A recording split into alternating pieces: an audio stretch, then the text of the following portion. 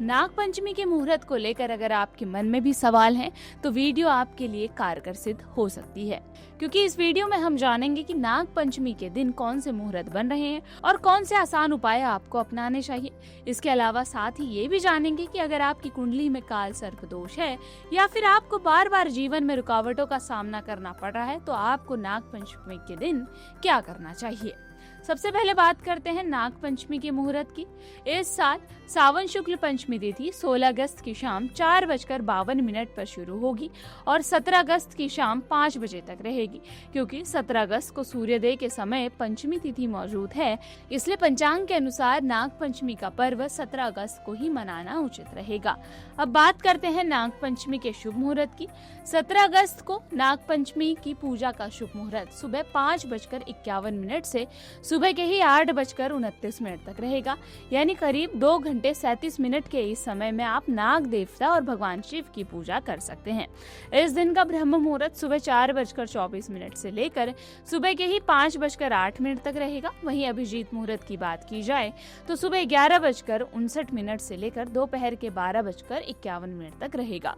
इस बार नाग पंचमी पर रवि योग भी बन रहा है, जो कि 17 अगस्त को सुबह 5:51 से लेकर 8:04 तक रहेगा। अब जानते हैं कि नाग पंचमी पर किए जाने वाले आसान उपाय क्या हैं। सबसे पहला उपाय, शिवलिंग पर दूध और जल चढ़ाएं। क्योंकि इस बार का जो नाग पंचमी का पर्व है वो सोमवार को ही पड़ रहा है, इसलिए इस दिन की महत्वता और अधिक बढ़ गई है। नाग पंचमी के दिन आपको सबसे पहले भगवान शिव की पूजा करनी चाहिए, शिवलिंग पर जल चढ़ाना चाहिए और अपनी श्रद्धा के अनुसार दूध से अभिषेक करना चाहिए।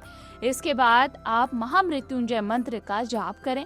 मान्यता है कि भगवान शिव की पूजा करने से मन को शांति मिलती है और नकारात्मकता कम होती है। नाग पंचमी के दिन आप पीपल के पेड़ का उपाय भी कर सकते हैं, यानी कि पीपल के पेड़ के नीचे साफ जगह पर थोड़ा कच्चा दूध अर्पित करें। इसके बाद घी का दीपक जलाएं और आटा, घी और गुड़ से बने छोटे लड्डू अर्पित करें। ज्योतिषीय मान्यता के अनुसार ये उपाय काल सर्प दोष से जुड़ी परेशानियों को भी कम करता है।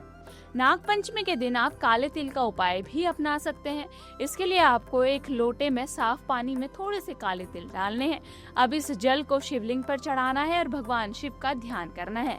कहा जाता है कि काले तिल से जुड़े इस उपाय को ग्रहों के नकारात्मक प्रभाव और काल सर्प दोष से जुड़ी परेशानियों को कम करने के लिए किया जाता है। नाग पंचमी के दिन का एक आखिरी उपाय ये भी आप कर सकते हैं कि चांदी के नाग नागिन की पूजा करें।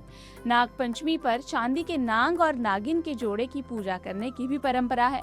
इसे शिव मंदिर में ले जाकर भगवान शिव को अर्पित किया जाता है। अब जानते हैं कि आप नाग पंचमी के पर्व पर काल सर्प दोष को कैसे कम कर सकते हैं। इससे पहले ये जान लेते हैं कि काल सर्प दोष के क्या लक्षण होते हैं।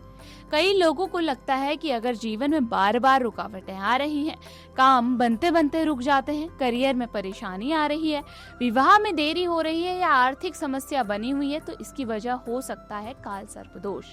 लेकिन सिर्फ इन परेशानियों के आधार पर ये नहीं कहा जा सकता कि कुंडली में काल सर्प दोष है। इसके लिए पूरी जन्म कुंडली देखना भी जरूरी है। राहु केतु के साथ बाकी ग्रहों की स्थिति भी काल सर्प दोष में देखी जाती है। अगर कुंडली में काल सर्प दोष या उससे जुड़ा कोई योग बनता है, तो नाग पंचमी के दिन भगवान शिव और नाग देवता की पूजा करना धार्मिक मान्यताओं के अनुसार शुभ माना जाता है।